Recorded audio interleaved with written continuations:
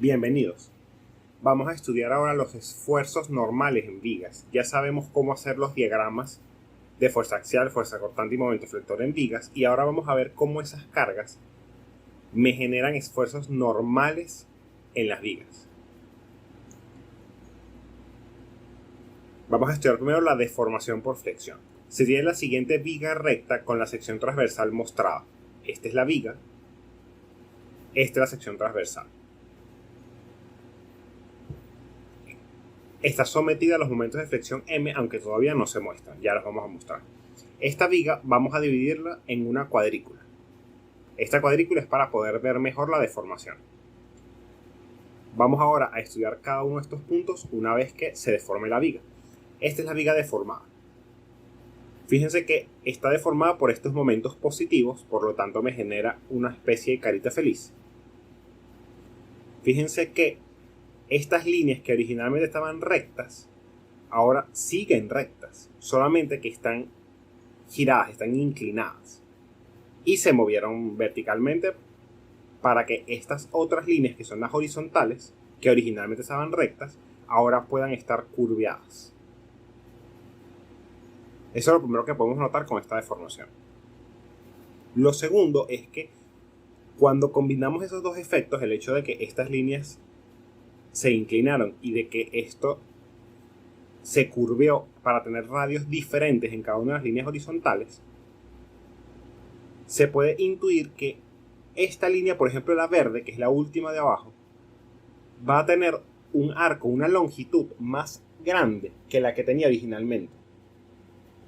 Por el contrario, la de arriba va a tener una longitud más corta. Es decir, si yo agarro esta línea verde y la estiro, imagínense que es un pabilo, y yo lo voy a estirar, lo voy a poner recto, la longitud que va a tener va a ser mayor que la que tenía originalmente. Eso significa que se traccionó. Por el contrario, la de arriba debería pasar lo contrario. Se debe haber comprimido.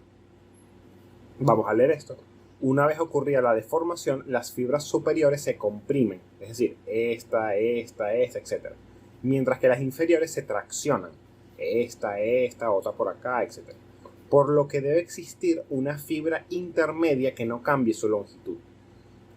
Vamos a decir que esa fibra intermedia va a estar contenida en una superficie neutra.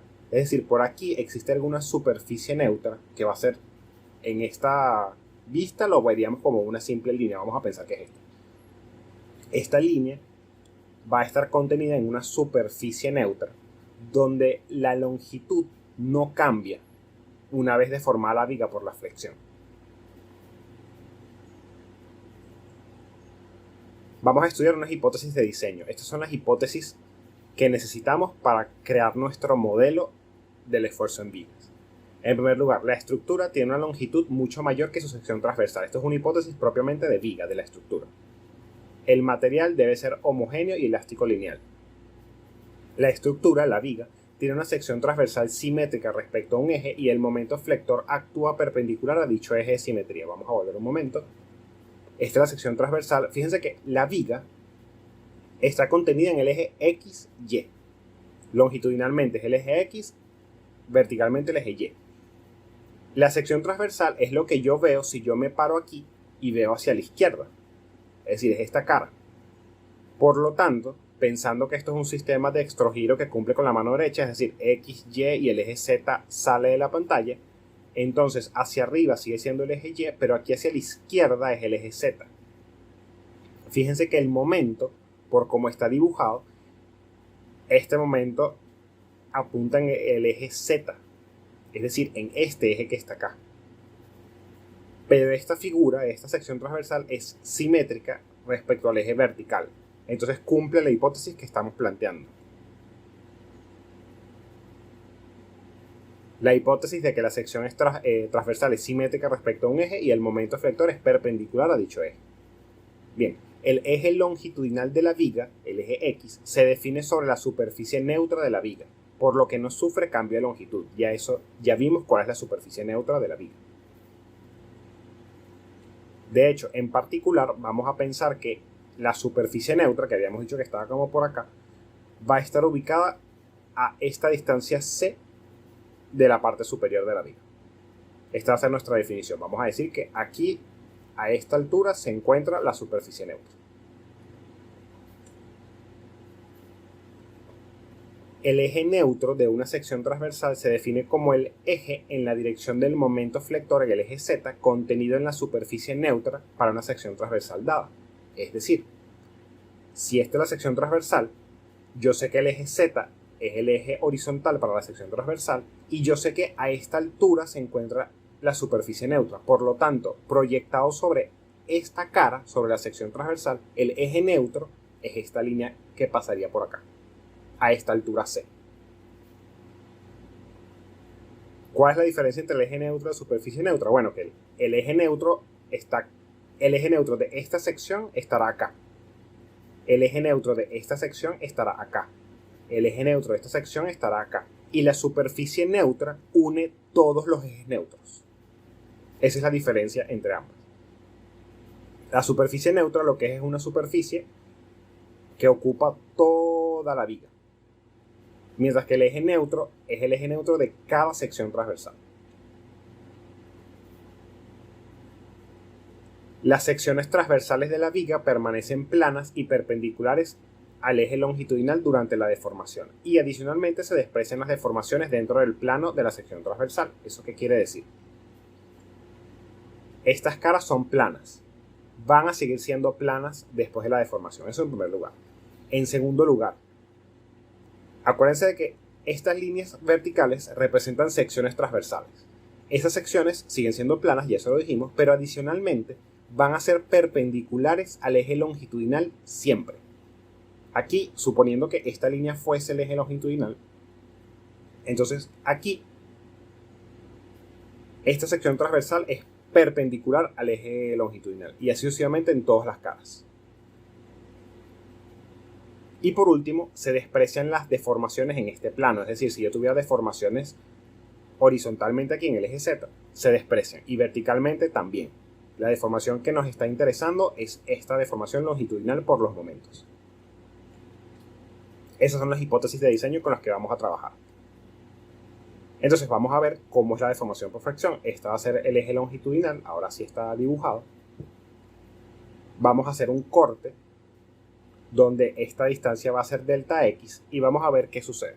Este es el elemento que estamos cortando cuando no está deformado, antes de la deformación.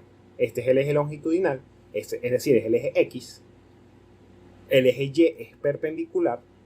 Vamos a pensar que vamos a definir el eje Y hasta alguna altura que nos interese, hasta algún punto cualquiera del corte, donde esta distancia horizontal vale delta S. Y esta distancia horizontal que está sobre el eje longitudinal vale delta X, porque el corte vale delta X. Sin embargo, delta S va a ser igual a delta X cuando el elemento no está deformado, porque yo estoy haciendo un corte vertical. O sea, yo estoy cortando con dos planos verticales, entonces el ancho es constante. Por lo tanto, delta S vale delta X cuando no está deformado el elemento. ¿Qué sucede? Que cuando yo lo deformo, vamos a pensar que esta línea quedó vertical, pero esta línea se inclinó. Entonces queda así. Eso significa que yo pudiera obtener un punto de intersección si yo proyectara estas líneas, de tal forma de obtener cuánto vale el radio del eje longitudinal, que lo vamos a llamar ρ.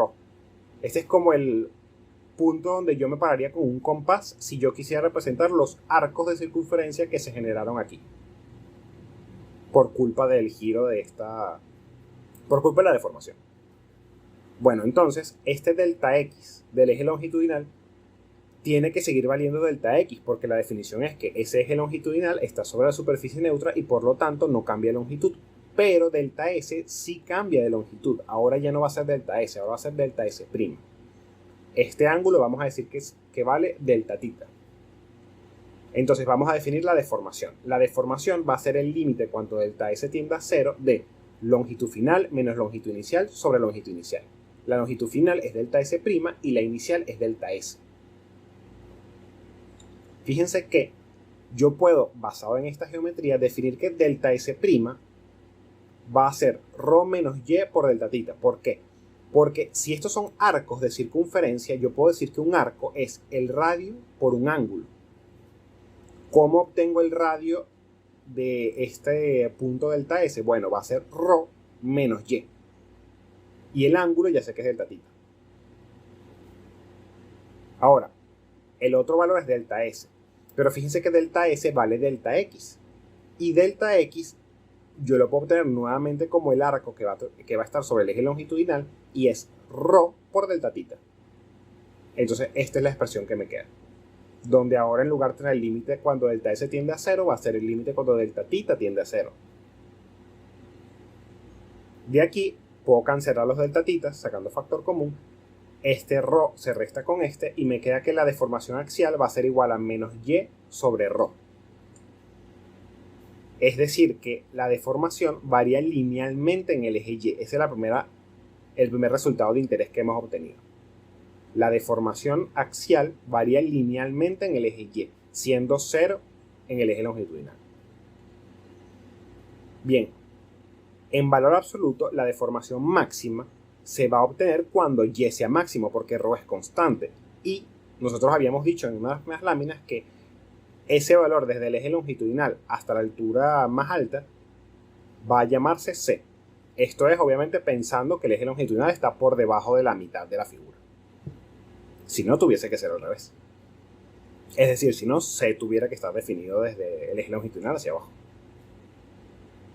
Entonces, vamos a calcular que la deformación sobre la deformación máxima va a ser esta división y eso queda menos Y sobre C, de donde se obtiene que la deformación axial es menos Y sobre C por la deformación máxima. Fíjense cómo queda esto gráficamente. Aquí, esta era la línea vertical que yo tenía originalmente, la sección transversal, y ella, cuando se deforma, va a quedar así inclinada, donde arriba voy a sufrir compresión y arriba voy a sufrir tracción. Fíjense que es con una pendiente lineal. Y la ecuación que me define esta deformación va a ser esta, que la deformación va a ser menos, ya vemos este menos un poco el porqué, Y sobre C, siendo Y esta altura, y C la altura máxima, sobre la deformación máxima. El menos lo que quiere decir, en este menos, lo único que quiere decir es que para un aumento en Y, mi deformación tiende a ser más negativa. O mi deformación tiende a ser negativa, es de compresión. Si yo por el contrario pusiera un Y negativo, o sea, si yo estoy bajando, mi deformación sería positiva, atracción. Bien, vamos a parar aquí y ahora continuamos.